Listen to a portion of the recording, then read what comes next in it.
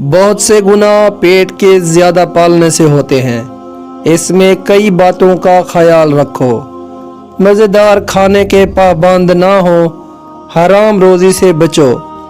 حد سے زیادہ پیٹ نہ بھرو، بلکہ 2-4 لقمے کی بھوک رکھ کر کھاؤ۔ اس میں بہت فائدے ہیں۔ ایک تو دل صاف رہتا ہے، جس سے خدا تعالیٰ کی نعمتوں کی پہچان ہوتی ہے اور اس سے خدا تعالیٰ کی محبت پیدا ہوتی ہے۔ دوسرے، دل میں رقت اور نرمی رہتی ہے، جس سے دعا و ذکر میں لذت معلوم ہوتی ہے۔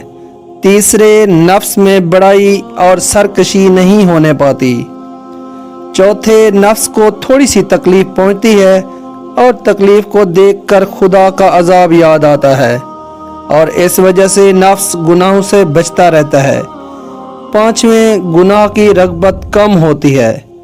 چھٹی، طبیعت ہلکی رہتی ہے، نیند کم آتی ہے اور تہجد اور دوسری عبادتوں میں سستی نہیں ہوتی۔